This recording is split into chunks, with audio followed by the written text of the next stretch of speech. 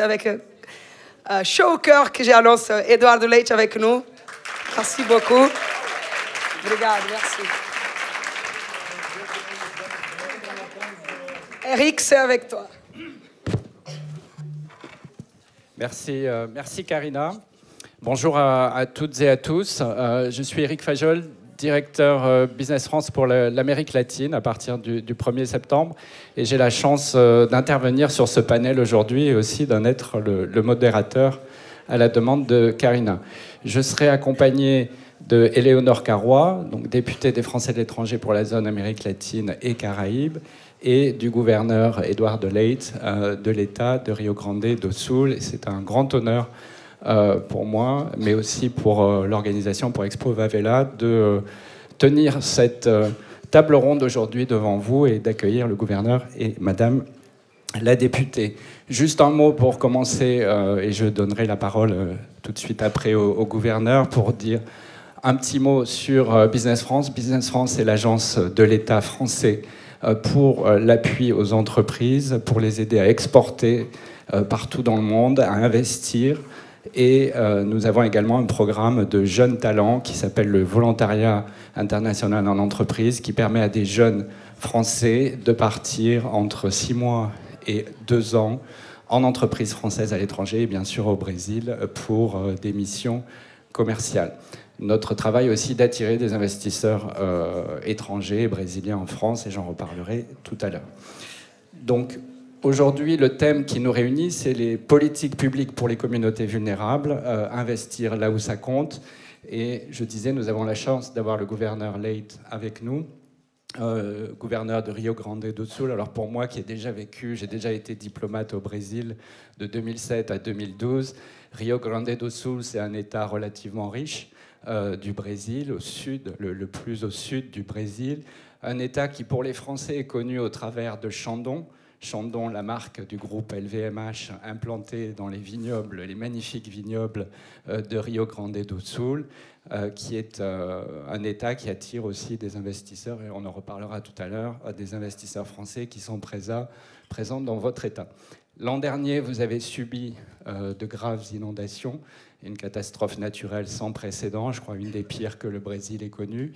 Vous avez mis en place, depuis que vous êtes préfet, bien avant la catastrophe, une politique publique très dynamique, basée sur la partie fiscale, les ressources fiscales, pour investir dans des infrastructures et en particulier pour les communautés les plus vulnérables. Donc on sait que vous continuez à travailler sur ce sujet de l'eau en particulier, mais pas uniquement, et on est très heureux de vous entendre aujourd'hui sur ce que vous, en tant que maire d'abord peut-être, puis gouverneur, je crois que c'est votre 2e mandat à la tête de Rio Grande do Sul, vous avez mis en place comme politique publique pour ces communautés les moins favorisées. Bonjour. Bon, il fait longtemps que je ne parle plus le français. J'ai étudié français, il fait 20 ans. Donc, pour parler meilleur ici, je vais lire quelque chose que j'ai écrit ici pour présenter des politiques publiques que nous sommes en train de faire pour la communauté plus vulnérable en notre État. Donc, c'est un grand honneur pour moi d'être ici avec vous et pour parler de ce sujet qui nous est profondément cher, la prévention de la violence et la transformation des communautés vulnérables. Je représente, comme j'ai déjà dit ici, Rio Grande do Sul, qui est un État au extrême sud du Brésil, au cœur du Mercosur et à la frontière de l'Argentine et de l'Uruguay. Nous sommes une entité fédérée du Brésil, mais nos dimensions ressemblent à celles d'un pays, une superficie qui est comparable à la Pologne ou d'Italie et qui tiene une population équivalente à celle du Portugal. Malgré cette taille, nous n'avons pas la même ressource fiscale que le gouvernement fédéral. Pourtant, nous sommes responsables des politiques publiques essentielles comme la sécurité. Quand j'ai pris mes fonctions en tant que gouverneur en 2019, notre réalité était préoccupante. Les taux d'homicide étaient 30 fois plus élevés qu'en Europe. En 2017, plus de 3300 homicides ont été enregistrés dans notre État et près de la moitié des victimes étaient des jeunes de 15 à 29 ans, principalement des hommes issus de milieux défavorisés. Face à cette situation, nous avons compris que la sécurité ne pouvait pas se limiter à la répression, qui est important, mais il fallait agir sur les causes profondes de la violence, l'inégalité, l'exclusion, le manque d'opportunités. C'est ainsi qu'est né le programme RIS Seguro. RIS, c'est comme se dit, Rio Grande do Sul, la sécurisée. Une politique publique structurée autour de 4 axes, dont l'un est central, la politique sociale et préventive et transversale. Enquanto eu falo, ele está passando aqui, né? Ok. C'est dans ce cadre que nous avons lancé le programme RS Seguro Comunidades, ou RS Sécurisé Communauté. Un programme ambitieux avec un investissement de 310 millions de reais, environ 50 millions d'euros, destiné à transformer nos territoires les plus vulnérables. Cette transformation passe par 2 types d'actions urbanistiques. Les projets urbains intégrés dans les 3 communautés les plus violentes de l'État, avec des interventions de grande envergure, et les projets urbains communautaires, les plus ponctuels dans 14 autres territoires. Mais nous ne construisons pas pour les gens, nous construisons avec eux. Nous avons écouté les habitants. Grâce à des enquêtes menées avec Data Favela et à des ateliers participatifs organisés avec l'Institut des architectes du Brésil, nous avons compris le véritable besoin des communautés. Plus d'espace public, de lumière, de sport et de dignité. Et c'est là que des initiatives comme l'Expo Favela entrent en jeu. Expo Favela, c'est un grand partenaire de notre gouvernement. Non seulement, c'est la 2e édition que nous avons la dernière année. On va pour la 3e édition en novembre prochain. Comme se dit, suor. Je transpire ici. Mais vous comprenez? C'est bien? Wow. Merci.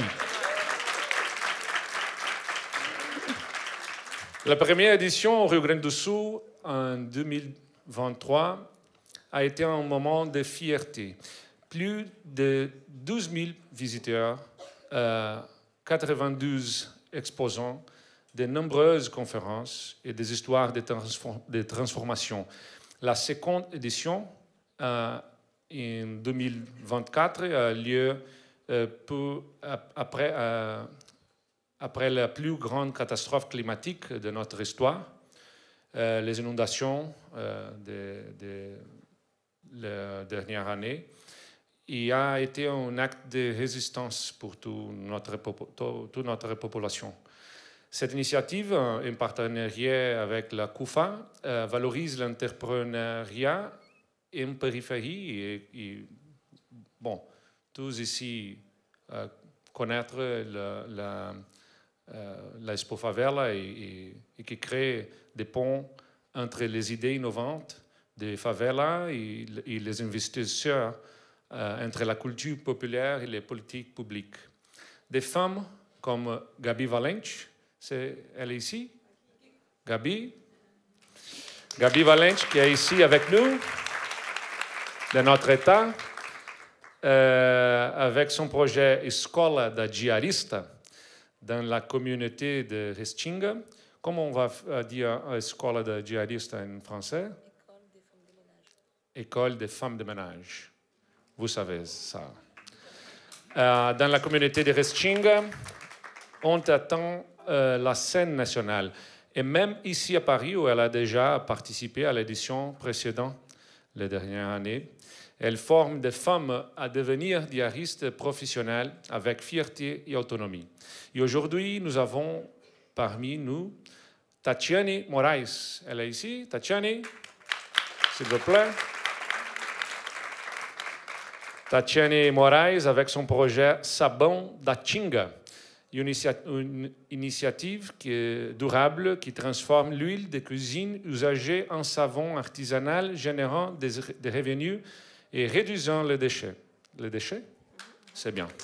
Donc, par Tatiane, ici.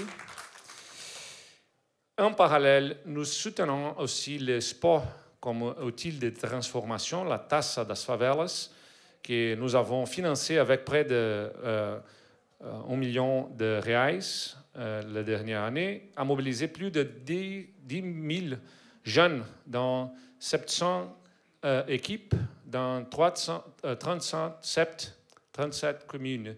C'est le plus grand tournoi de football entre favelles du monde et la grande finale de 2025 aura lieu à notre capitale le 30 août. Notre expérience montre qu'il n'y a pas de sécurité durable sans inclusion, qu'il n'y a pas de paix sociale sans opportunité, que le rôle de l'État est d'ouvrir des chemins, d'écouter, d'investir, de croire. Et nous ne prétendons pas avoir toutes les réponses, mais nous voulons partager ce que nous avons appris. Quand on mise sur la dignité, sur la proximité, sur la puissance créative des périphéries, on bâtit des sociétés plus sûres, plus humaines et plus justes. Et ici, je pense qu'était présentée la transformation urbaine qu'on va faire dans les bairros, les quartiers les plus vulnérables à notre capitale. Mais je vous remercie de votre attention et de comprendre mon français et ma transpiration ici. Okay? Merci beaucoup.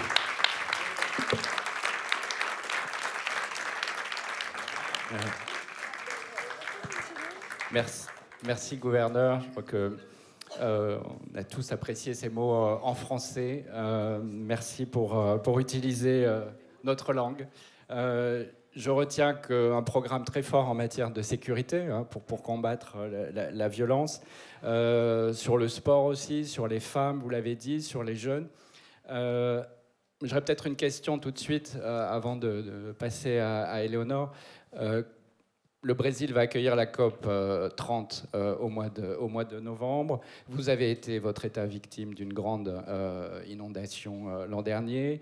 Il y a quand même un risque potentiel que ça puisse se reproduire aussi. Comment l'État arrive à protéger les plus vulnérables? L'État, alors je sais que vous avez associé la science, les ressources publiques, mais aussi l'investissement privé pour votre plan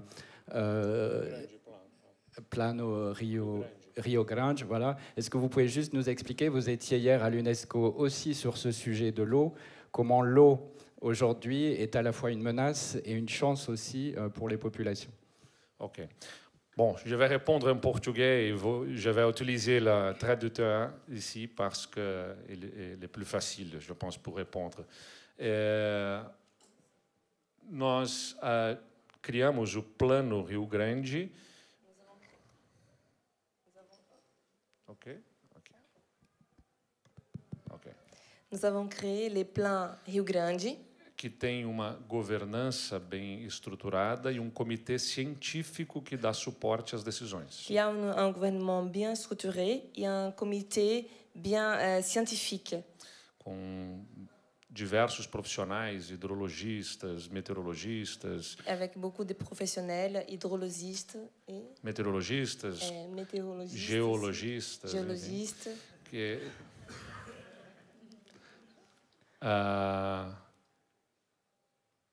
e observamos, né, que as comunidades mais vulneráveis são as mais impactadas. Et nous avons observé que les communautés vulnérables sont les plus impactées. Então, o plano tem uma série de pilares de ação. Donc, le plan, il y a une série de piliers d'action. E entre eles está o máximo de remoção de pessoas de locais de riscos, né? Donc, la plupart des gens sont les gens qui sont en situation de risque. As enchentes também geraram um impacto econômico no estado. Donc, les inondations ont généré un impact pour l'État. Um impacto econômico. Un impact économique. E nós desenvolvemos uma série de projetos para apoiar, especialmente também microempreendedores individuais, Donc, para retomarem os seus negócios. Plusieurs projets pour soutenir ces entrepreneurs et ajudá-los a retomar aider à reprendre ces activités.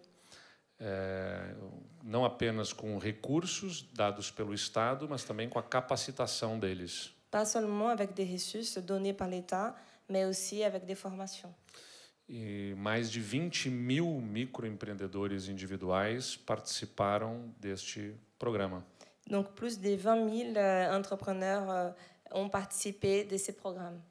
Especialmente de comunidades que foram atingidas pelas enchentes. Surtout des communautés qui ont été impactées par les inondations. Então, são muitas as dimensões de impacto da enchente. Donc, les dimensions sont énormes par rapport à l'inondation.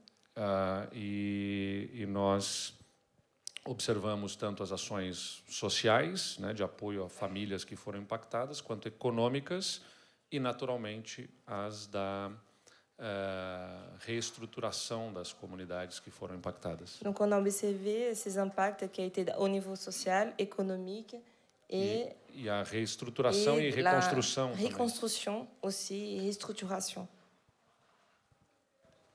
Okay. Merci, Monsieur le Gouverneur. Madame la... On peut l'applaudir, oui, on peut. On a beaucoup parlé de l'État de Rio Grande do Sul. Je vais interroger Madame la députée un peu sur la relation bilatérale franco-brésilienne.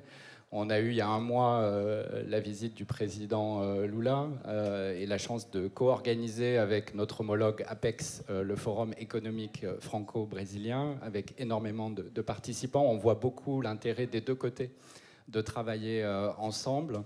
Je l'ai dit tout à l'heure, la COP 30, qui sera l'occasion pour le président de la République, Emmanuel Macron, de revenir au Brésil, avec des enjeux climat portés par la France sur tous les sujets de la COP. Comment vous voyez, je sais que vous rentrez, vous étiez hier à Rio, vous rentrez d'une semaine en Brésil, Argentine, d'un voyage avec notre ministre du Commerce extérieur, Laurent Saint-Martin. Comment vous voyez, vous, du point de vue d'une parlementaire française, cette relation bilatérale au moment où on a cette année croisée, cette saison croisée France-Brésil, et quelles actions finalement la France peut mener sur ces sujets des communautés les plus vulnérables au Brésil, sur le territoire brésilien. Je pense à l'Agence française de développement en particulier, mais je voulais vous entendre sur ce sujet-là en particulier. Merci, merci beaucoup. Bon, avant tout, je suis vraiment très heureuse d'être avec vous aujourd'hui dans cette Expo Favela où finalement le Brésil est à l'honneur en France et on voit la coopération qui s'incarne parmi d'autres, cette coopération entre banlieues, favelas, lieux défavorisés, mais qui ont tellement à apporter. Et on a fait un petit tour en arrivant pour voir les différents projets. C'est vraiment beaucoup de fierté de voir ce que vous faites. Donc déjà, merci à vous toutes et tous d'être là. E obrigada, governador, pelo seu francês e pelas suas palavras, que eu achei muito interessantes. La coopération franco-brésilienne, elle s'incarne dans les gens, en fait. C'est une histoire qui est bicentenaire. C'est une histoire d'amour, très souvent, entre des Français qui sont tombés amoureux du Brésil, des Brésiliens qui sont amoureux de ce pays. Elle s'incarne dans des liens humains. Et moi, je suis députée des Français qui vivent en Amérique latine et dans les Caraïbes. Je suis moi-même trinationale, avec beaucoup de cultures différentes et plusieurs expériences. Et je pense que cette relation France-Brésil, elle est portée par des projets qui sont des projets immenses, des projets d'infrastructure, des projets d'investissement, et j'en dirai un mot, parce que la France est le principal investisseur étranger au Brésil, troisième investisseur étranger au Brésil et le premier employeur étranger au Brésil, donc ça représente vraiment un très grand investissement dans des secteurs économiques d'une importance majeure, mais c'est aussi un pays qui a des liens vraiment historique, culturel, dans toutes les régions du Brésil. On a parlé du sud de cet endroit à la frontière avec les autres pays du Mercosur, mais c'est aussi le cas dans le nord du pays. En fait, partout où vous allez au Brésil, vous allez trouver des petits morceaux de France, des petits clins d'œil de cette histoire partagée. Et je suis en effet arrivée hier dans l'après-midi de Rio de Janeiro, où j'étais avec la communauté française et notre ministre des Français de l'étranger et du commerce extérieur. Et c'est vrai que Rio, c'est potentiellement, je pense, la ville la plus française d'Amérique latine. Or, Rio, c'est aussi une des villes où il y a le plus d'inégalités. Rio, c'est une ville aussi où ces inégalités sont très visibles parce que les favelas sont vraiment présentes au plein cœur de la ville. Et ça, c'est quand même une différence entre très souvent les villes brésiliennes et les villes françaises. C'est que les banlieues, c'est souvent des espaces périphériques. Et au Brésil, vous avez ces périphéries qui sont en centre-ville. C'est un peu paradoxal de parler de périphérie en centre-ville, mais ces lieux qui sont un peu isolés et séparés du reste, mais qui se retrouvent en plein centre de la ville. Et d'ailleurs, c'est souvent les centres urbains qui aujourd'hui sont défavorisés, sont délaissés et qui nécessitent des investissements majeurs. Donc le thème de cette table ronde, et monsieur le gouverneur l'a très bien dit, c'est investir là où ça a un impact. Et je pense que ça, c'est quelque chose d'important et à garder en tête, surtout lorsque l'on est, comme moi, député des Français de l'étranger, donc disons, très, très regardante de notre coopération bilatérale. Je suis administratrice aussi de l'Agence française de développement qui opère au Brésil. Vous savez, c'est l'agence de l'État qui investit dans des projets de coopération. Où est-ce qu'on va mettre cet argent? Où est-ce qu'on va faire ces prêts pour qu'ils aient réellement un impact pour les personnes qui en ont le plus besoin? Et surtout pour que ça ait un impact dans le développement réel des centres urbains. En Amérique latine, vous avez 80% des habitants qui vivent dans des villes. Et les plus grands besoins, les plus importants, sont dans ces centres urbains, qui sont parfois des mégalopoles dans lesquels vous pouvez passer 3 heures facilement dans des embouteillages. Et ces besoins-là, souvent, ils sont d'ailleurs exacerbés dans les lieux les plus défavorisés. Donc comment est-ce que la France investit? La France, à travers l'AFD notamment, mais aussi par des entreprises, par des activités individuelles d'entreprises privées, par des fondations, par des ONG aussi qui sont très présentes, va agir justement dans la réhabilitation de ces centres urbains, création de téléphériques pour faciliter la mobilité urbaine, traitement des eaux, lutte contre les inégalités. Et je pourrais vous citer une quantité absolument phénoménale de projets, parce qu'à chaque fois que je me rends dans ma circonscription, j'ai à cœur d'aller voir ces endroits où la France a un impact durable. Donc typiquement, je ne vais pas vous parler que du Brésil, mais j'étais en Argentine avant d'être au Brésil il y a 10 jours, et j'ai visité à Buenos Aires une Villa Miseria, qui est l'équivalent d'une favela en Argentine, dans laquelle l'entreprise Saint-Gobain a investi en partenariat avec le gouvernement de l'État de Buenos Aires pour restaurer, réhabiliter avec des matériaux de construction et les personnes qui sont présentes localement dans ce quartier, parce qu'il se trouve que c'est pour la plupart des maçons qui ont construit d'autres quartiers beaucoup plus privilégiés de Buenos Aires, donc ils ont le savoir-faire. Donc Saint-Gobain leur a mis à disposition le matériel et c'est eux qui ont dessiné le nouvel espace de ce quartier Villa Miseria 31 ou le Barrio Mujica. Pareil, en République dominicaine, d'où je suis originaire, le nombre de projets financés par la France en matière de développement urbain, toujours en coopération avec ces quartiers, par exemple délocalisation d'un quartier qui était en risque de la montée des eaux du Rio Sama. Vraiment, on pourrait passer la journée, mais je sais que le temps est compté. Moi, si j'ai un message à transmettre, c'est qu'il faut véritablement alerter les pouvoirs publics et vos députés en particulier, parce que c'est nous qui votons les budgets in fine, et qui donc du coup votons les budgets de coopération. C'est nous qui pouvons finalement être sensibilisés et sensibiliser l'opinion publique sur ces projets. Et dans une époque comme aujourd'hui, où c'est pas du tout gagné de faire ce que vous faites, hein, c'est pas du tout évident pour beaucoup de gens, où on est en train de remettre en cause la coopération internationale, où vous avez les États-Unis qui coupent la moitié des aides qui sont données en matière de coopération, qui démantèlent complètement le USAID et qui se dit que finalement toutes ces choses-là ne sont pas importantes. Moi je dis elles sont fondamentales et elles sont plus que jamais nécessaires. En France, il y a des politiques de la ville avec plus ou moins de succès, mais il y a cette volonté d'agir dans ces quartiers. Ça aussi, ça serait l'objet, si ce n'est d'une thèse de doctorat, d'une conférence beaucoup plus longue. Mais moi, ce que je retiens, c'est que, en fait, l'énergie, on l'a. L'envie de faire, on l'a. Attendons pas qu'on nous donne la permission, et c'est ce que je vois quand je vous vois ici avec tous ces projets individuels, que ce soit des micro-projets ou des projets beaucoup plus grands.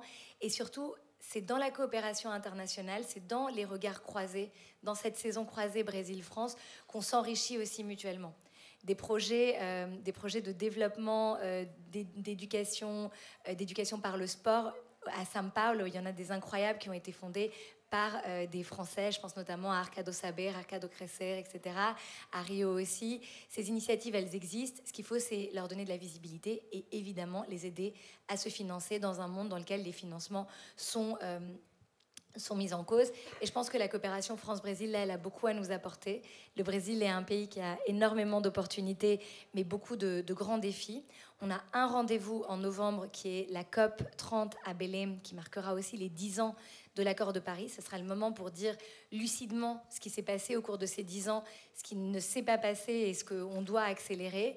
Et ça sera aussi le moment d'accélérer notre coopération bilatérale.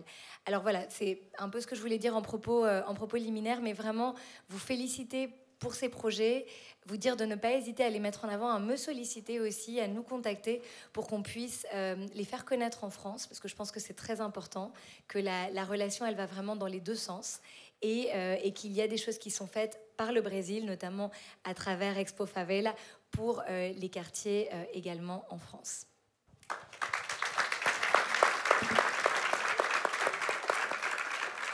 Merci Éléonore. Vous êtes élue, on l'a dit, des Français de l'étranger, mais vous avez des collègues, notamment au sein du groupe d'amitié France-Brésil à l'Assemblée nationale, qui, eux, sont élus de territoires, de départements, de métropoles ou voire d'outre-mer. Comment voyez-vous l'action justement de ces territoires français avec le Brésil, avec les villes brésiliennes, avec les États brésiliens ? Pour avoir vécu à Rio pendant 5 ans, je me souviens qu'on avait beaucoup d'engagement de certaines régions françaises. À São Paulo, c'était la région sud qui était très mobilisée. Je crois qu'il y a un accord entre Rio Grande do Sul et la région Auvergne-Rhône-Alpes, il me semble. Voilà. Comment voyez-vous l'action, puisque vous avez dit que les finances publiques aujourd'hui étaient dans l'état qu'on connaît, donc les régions, les villes, les métropoles peuvent aussi aider à supporter ces genres d'initiatives. Quel regard vous avez sur ces actions de coopération décentralisée ? Vous avez raison de poser cette question à mon sens, parce qu'on a tendance à penser à une relation bilatérale État à État. Or, notre relation, elle est beaucoup plus protéiforme et en fait, elle va à tous les niveaux. C'est-à-dire que par exemple, l'Agence française de développement, elle peut faire des prêts ou des subventions à un État pour un projet, disons, national, mais dans l'immense majorité des cas, elle va plutôt avoir pour interlocuteur une région, une ville, une municipalité, un regroupement de communes. Et là, souvent, l'action est beaucoup plus efficace. Vous voyez aussi beaucoup, lorsque l'on se promène sur le territoire français, des jumelages entre une ville française et une ville étrangère. Bon, ça peut paraître folklorique, mais en fait, c'est tout sauf symbolique. C'est très concret. Lorsque vous avez un jumelage qui se crée, vous avez aussi des initiatives individuelles, privées ou publiques qui vont aussi se développer, et en grande partie en matière de coopération. Je pense à beaucoup d'exemples qui ont marché, mais je pense que lorsque l'on crée un lien privilégié entre petites municipalités, entre villes, ça a un impact. Et j'étais donc justement à Rio, comme vous le disiez, hier, avant-hier, et on a eu une réunion très intéressante avec le maire de Rio, Eduardo Paes, qui lui-même était à Paris il y a 10 jours pour rencontrer Anne Hidalgo, la maire de Paris, et avoir une réunion avec différents maires sur la coopération et les perspectives de développement au niveau des municipalités. Alors on parle beaucoup de la relation entre le président Emmanuel Macron et le président Lula, on parle de la bromance entre les deux, c'est très bien, moi je trouve ça génial, mais en réalité vous avez beaucoup de niveaux de relations, de binômes individuels qui permettent aussi aux choses d'avancer, que ce soit dans le développement de centres d'innovation. Par exemple, à Rio aussi, on était en train de visiter le port de Maraval, et qui est une sorte de hub technologique, un peu comme ce qu'on a ici, avec le wagon, avec l'école 42, etc.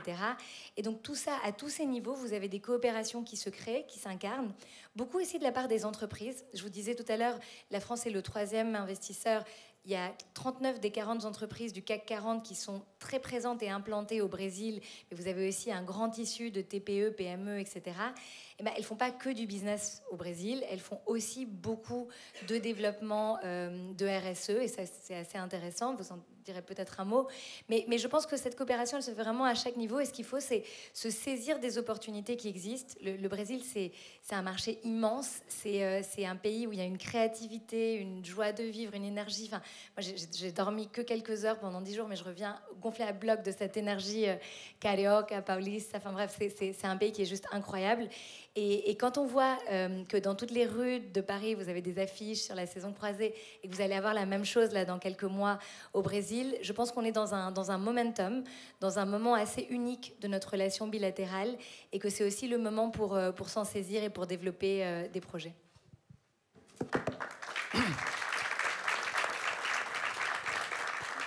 Merci Éléonore. Donc on a parlé de politique publique avec le gouverneur et la députée, et vous avez commencé effectivement à aborder le sujet des initiatives privées. Je voulais rebondir sur ce point-là. C'est vrai qu'au Brésil, on a 1300 filiales de sociétés françaises partout dans le territoire, et vous en avez quelques-unes dans l'état de Rio Grande do Sul. Ces entreprises, et vous l'avez dit, sont très fortes en termes d'investissement direct. Elles emploient 554 000 Brésiliens aujourd'hui au travers de toutes ces implantations. Elles sont très connues pour certaines d'entre elles, un peu moins pour d'autres, puisqu'on accompagne aussi, nous, Business France, des petites, moyennes entreprises, et y compris des start-up aussi, qu'on aide à venir sur le territoire brésilien. On en a beaucoup moins dans l'autre sens. On aimerait avoir beaucoup plus de Brésiliens qui viennent s'installer en France. Alors je sais que la destination française, elle est aussi très prisée par les Brésiliens. On en voit partout, le tourisme est très fort, l'activité est très forte entre la France et le Brésil, mais on n'a pas assez d'investissements et d'investisseurs brésiliens en France. Il y a Embraer qui a un centre au Bourget de maintenance qui doit doubler de taille. Ça a été annoncé au Salon du Bourget le mois dernier. On aimerait voir aussi beaucoup plus d'entrepreneurs brésiliens s'installer en France. Alors au Brésil, on a la chance d'avoir une chambre de commerce et d'industrie franco-brésilienne, CCIFB, qui est notre partenaire au sein de la Team France Export, qui fédère un peu toutes les initiatives de responsabilité sociale et environnementale des entreprises françaises établies au Brésil.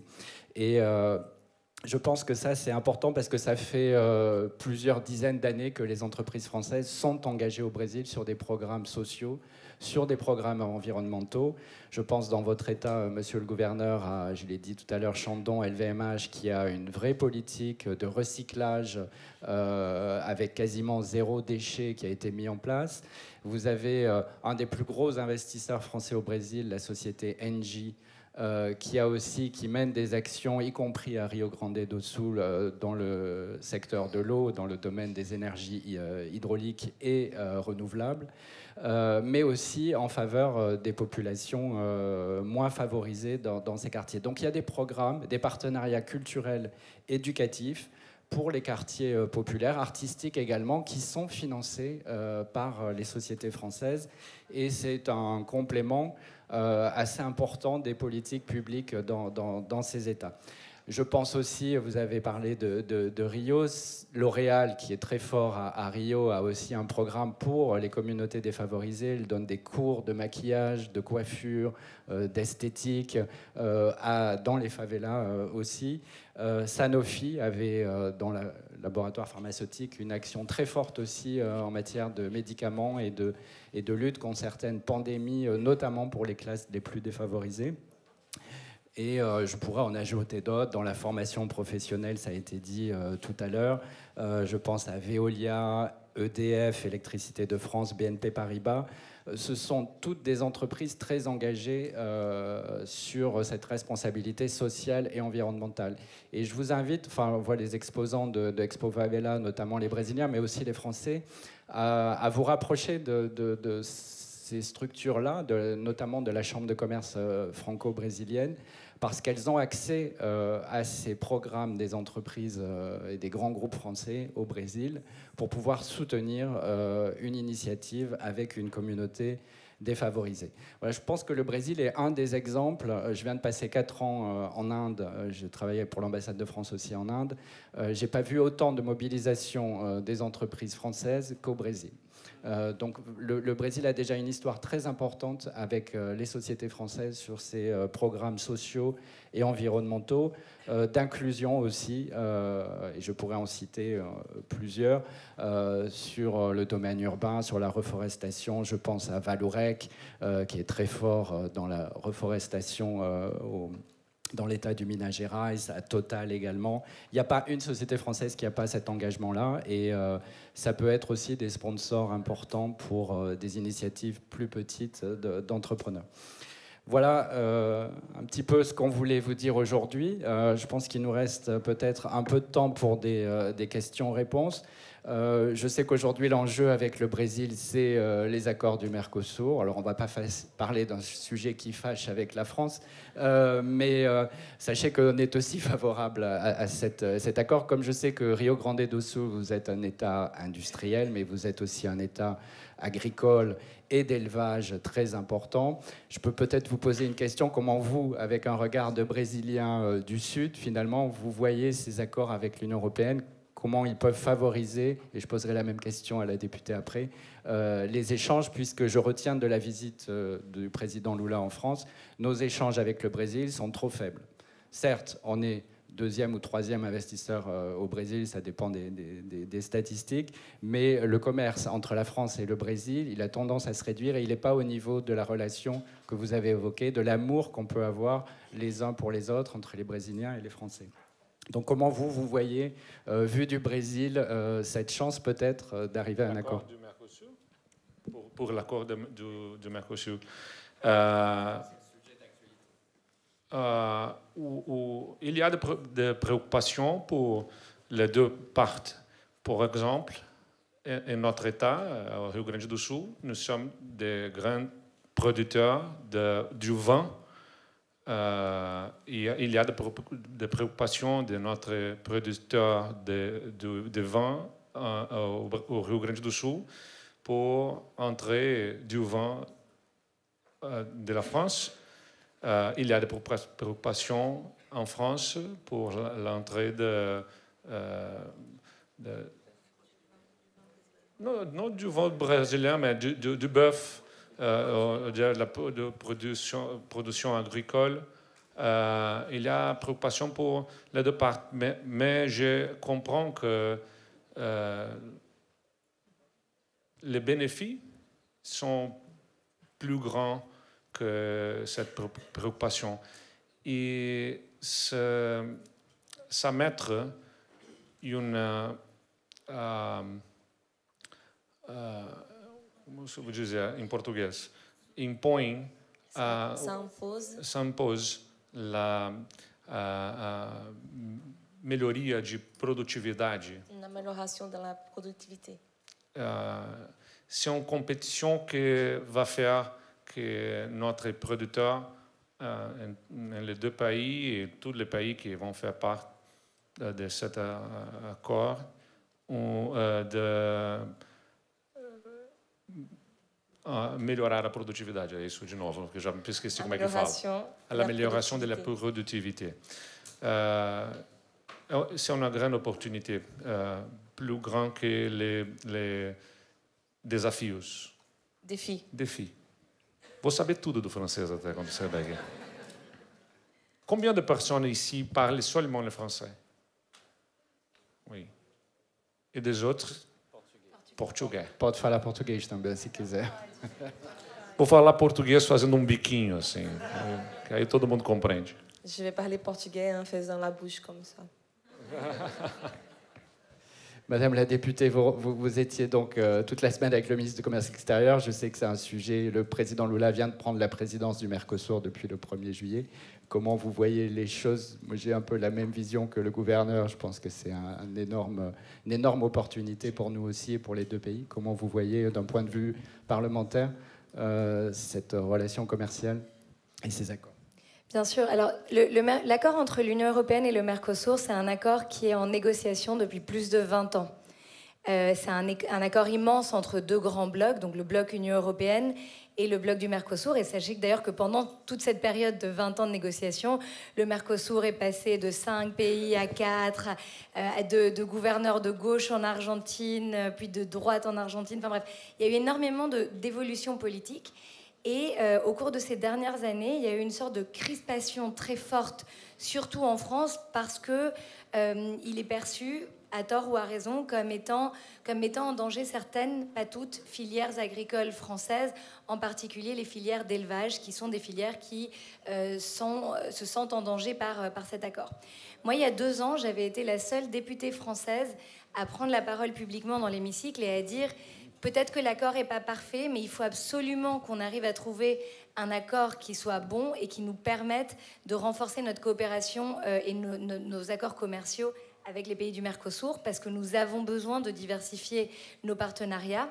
Et ça, c'était bien avant Trump, bien avant les tarifs douaniers, la guerre commerciale qu'il nous impose. Aujourd'hui, ma vision est la même, c'est-à-dire que moi, je pense que cet accord-là, il est un peu désuet, il n'est pas forcément bien agencé, il a un certain nombre de problèmes qui sont structurels et il met en effet des difficultés sur des filières qui doivent être protégées, mais je pense qu'il est améliorable, je pense qu'on peut trouver une façon de le rendre acceptable, notamment pour ces filières, et qu'il faut absolument qu'on augmente notre commerce et notre coopération économique avec le Brésil, avec l'Argentine, avec l'Uruguay et avec le Paraguay, parce que c'est des pays qui, quel que soit leur gouvernement, de gauche, de droite, etc., les alternances, partagent nos valeurs. Ce sont des pays qui ont des marchés incroyables. Ce sont des pays avec lesquels on a des liens d'amitié, des liens historiques, culturels, enfin, dont je parlais avant. Et donc, je pense que ce qu'il faut, c'est continuer à négocier, ce qui n'est pas toujours évident côté Union européenne, parce qu'on n'est pas les seuls à parler, on est 27. Ce qui n'est pas toujours évident côté Mercosur, parce qu'il ne vous aura pas échappé que la relation entre les présidents Lula et Milei n'est pas au beau fixe, loin de là.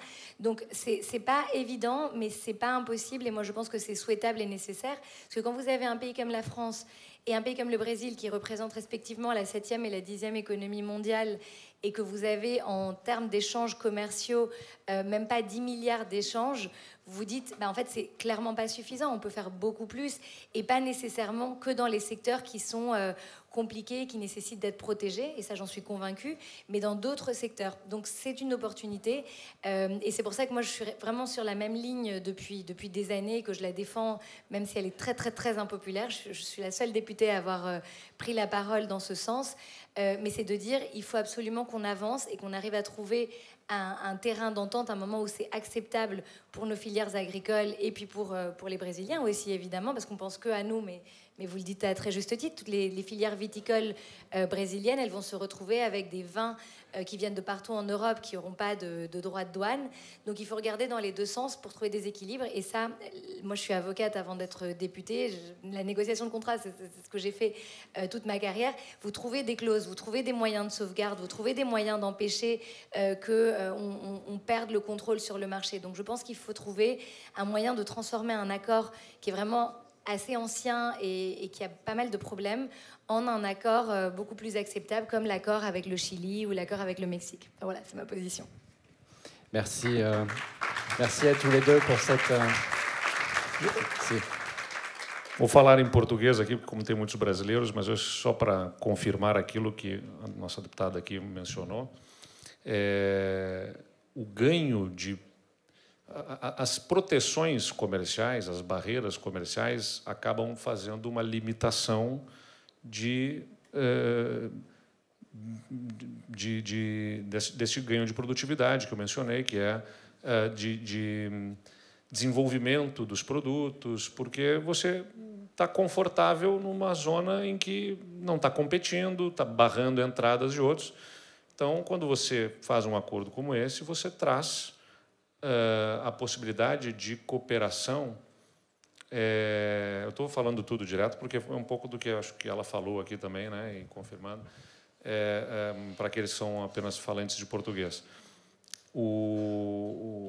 Você traz o que o francês sabe fazer de melhor, somando o seu produto ao que o brasileiro sabe fazer de melhor e saindo disso tudo um produto melhor ainda, né? Ou seja, as cadeias globais de suprimento, né, se alcançam tecnologias que ajudam a desenvolver. Então, por exemplo, eu estava falando aqui do receio que têm os produtores vitivinícolas gaúchos em relação ao vinho europeu, e eu compreendo que não é sobre evitar a entrada do vinho europeu, é sobre ajudarmos a desenvolver capacidade produtiva maior e melhor dos nossos produtores, e, inclusive, essa competição ajuda a elevar ainda mais a qualidade do produto local, porque vai impor a ele, nesse nível de competição, a necessidade de melhoramentos. Então, é em proveito de toda a sociedade. Eu realmente acredito que é muito importante esse acordo que deverá sair aí. Apesar de todas as dificuldades, acho que é uma boa expectativa de que ele possa sair. Merci. Et avoir d'autres exemples de la marque Veja, Oui. Ça, c'est marque française de produits brésiliens. C'est un des meilleurs exemples de notre collaboration avec le Brésil. En Brésil, ça s'appelait Vert, mais aujourd'hui, il s'appelle Veja, parce qu'ils ont le droit d'appeler Veja.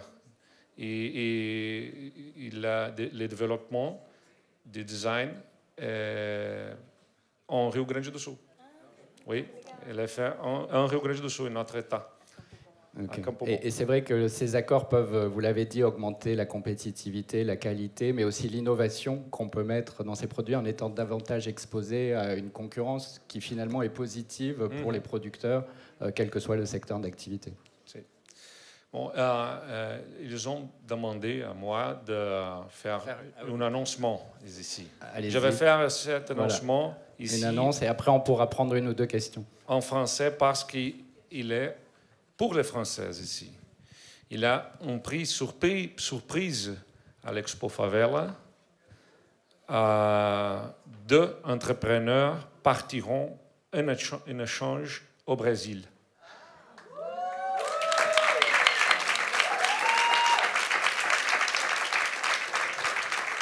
Deux entrepreneurs s'envoleront vers notre État, Rio Grande do Sul, où ils participeront à un programme d'échange exclusif avec Expo Favela Rio Grande do Sul, dont il est très important pour nous d'avoir cet échange.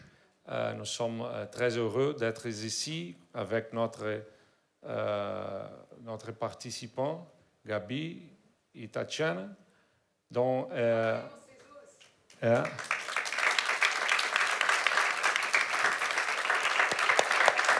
donc maintenant c'est la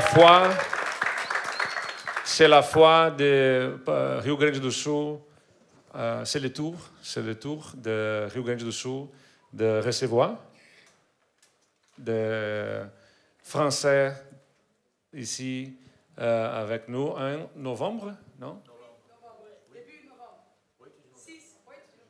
novembre. 8 novembre.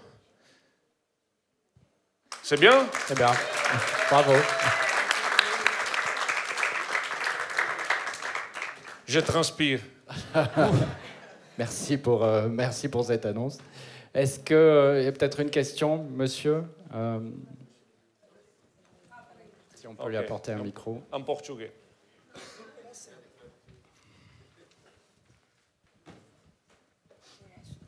Bonjour à toutes et à tous. Je parle français ou portugais? Pode falar português. Oui, se parce quiser. que là, c'est... Avant de poser ma question à Monsieur le gouverneur, je voulais rejoindre ce que vous avez dit, Madame Carrois, et vous aussi, Monsieur, au sujet de ces échanges, parce que pour info, demain, c'est la fête de Iemanjá, de Salvador de Bahia, à Nice. Elle existe depuis 12 ans, et ça va au-delà de la fête, parce qu'il y a aussi beaucoup de business, il y a des échanges, et l'un des plus beaux échanges dans le cadre de France-Brésil, c'est un opéra pour les enfants entre les quartiers difficiles de Nice et les communautés cariocas. Donc, c'est superbe ce qui est en train de se faire dans ce cadre-là. Monsieur Eduardo, je m'appelle Duda, je suis votre Chara, mais je ne sais pas comment on dit Chara en français. Ah bon. Alors, ça va rester en portugais. Hein? Moi, tant pis. Oui, la question, ça va arriver. Donc, l'année passée, j'étais très bien accueilli dans le palais Piratini. Le peuple gaucho, il est très accueillant. Vous êtes magnifique, vraiment. Un très bel état et les gens aussi. Alors, voici ma petite question. L'un des plus grands débats en Europe en ce moment, et surtout à l'année de COP30 à Belém, ce sont les injustices sociales. Ça a été déjà le cas ici même dans ces rencontres au mois d'avril. Si vous devenez, si jamais vous êtes élu président de la République du Brésil, monsieur, quelles sont vos grandes idées, quels sont vos projets, parce que vous avez toujours beaucoup de projets en tête. Petite question. Est-ce que vous pouvez les dévoiler? Merci beaucoup, obrigado. Merci, monsieur le député. On a besoin de 1 heure ici pour répondre a essa questão. Acho que o Brasil tem especiais desafios, como eu disse, eu insisto na palavra produtividade, porque o país, infelizmente, começa por uma dificuldade fiscal. O debate no Brasil hoje é sobre o debate da capacidade do governo de articular políticas públicas com os recursos que tem. Ele vai ter que promover reformas profundas para... Depois você faz um resumo em francês aqui para os franceses. Reformas profundas para recuperar a capacidade fiscal, porque a incapacidade fiscal, os déficits sucessivos nas contas do governo federal geram essa taxa de juros altíssima que o país está vivendo, que limita a capacidade empreendedora também. Quando o dinheiro fica mais caro para ser tomado pelas pessoas, fica mais difícil empreender. A vida do empreendedor fica mais difícil. A gente está falando de empreendedorismo aqui. Então, a gente vai ter que encontrar um equilíbrio entre a alocação dos recursos do poder público naquilo que socialmente é mais relevante. Eu acho que o ponto é não apenas o da correção das desigualdades, mas o da promoção da igualdade. E tem uma sutil diferença, que mas muito importante. Basicamente, corrigir as desigualdades é trabalhar na linha de chegada. As pessoas, né, não conseguiram acessar a educação adequadamente, não tiveram a devida assistência para se promoverem e se tornarem autônomas, e aí o governo precisa reparar essa desigualdade através de programas de transferência de renda. São importantes esses programas, sem dúvida nenhuma, porque já há uma desigualdade instalada. Mas se não houver um trabalho efetivo de promoção da igualdade, que é dar a condição das pessoas se desenvolverem, nós vamos ficar sempre, né, corrigindo a desigualdade instalada. Por isso que um dos programas que eu trago aqui, que o Estado está fazendo, e que eu acredito muito vai produzir muitos bons efeitos, é este do nosso RS Seguro Comunidade, onde nós temos um alinhamento de políticas públicas nas comunidades mais vulneráveis, de promoção social, de educação, de saúde, de esporte, e a intervenção urbanística que faz com que aquela comunidade se sinta parte, né, e veja o Estado presente, o poder público, porque para muitos a sensação é de que são invisíveis, que o Estado não olha, não percebe aquelas comunidades. Então, nós estamos terminando os projetos agora executivos para começar, no final deste ano, as obras maiores de intervenções nessas comunidades, e eu tenho muita expectativa no resultado que isso vai trazer. Então, o país precisa ter esse olhar, sem dúvida nenhuma, para as comunidades mais desfavorecidas e gerar essa... Eu aprendi na minha vida pública, que já são 20 anos, que você não vai resolver tudo, mas você tem que criar no território a percepção, por algumas intervenções nas pessoas, de que elas têm a oportunidade do desenvolvimento. Elas têm que enxergar que há um caminho para elas. Se elas não tiverem caminho nenhum, elas sucumbirão, né, muitas vezes, ao caminho fácil que lhes for oferecido, por o que talvez não seja tão bom socialmente. Mas, para tudo isso, precisa ter Estado com capacidade de atender nos serviços públicos mais essenciais, né? Não tem uma bala de prata que resolva os problemas sociais do país. Nós temos um país que tem a maior desigualdade econômica e social fora da África, no mundo, né? Isso é muito grave, é muito grave. Somos um país de imensas oportunidades, como foi falado, as dimensões que temos, a riqueza natural, dão uma enorme oportunidade ao país, mas nós temos também imensos desafios. E talvez esses imensos desafios façam com que nós estejamos caindo sempre na armadilha da expectativa de um Messias ou de um salvador da pátria, sem a clara percepção de que a solução para o país leva tempo. É uma construção que levará, né, uma geração inteira, e que nós temos que manter constância, disciplina e foco dessa recuperação de capacidade de funcionamento dos serviços públicos básicos essenciais. Na política, há sempre um apelo muito grande para obras faraônicas ou programas que oferecem, né, como se fossem eles sozinhos a redenção de todos os problemas. E eu acredito, no final das contas, que é sobre recuperar a capacidade de educação num país que tem desigualdade, assistência social para pegar pela mão e orientar as pessoas, mas efetivamente promover a igualdade, muito importante que esteja no centro da ação do governo, para dar as condições de que qualquer pessoa possa se desenvolver e ser o que ela quiser ser na sua vida, especialmente quando a gente tem desafios demográficos também, né? O Rio Grande do Sul é o primeiro estado no Brasil a perder o bônus demográfico, ou seja, nós temos menos jovens entrando no mercado de trabalho e somos uma população que está envelhecendo mais rapidamente. Então, nós não podemos perder ninguém, nós não podemos deixar ninguém para trás.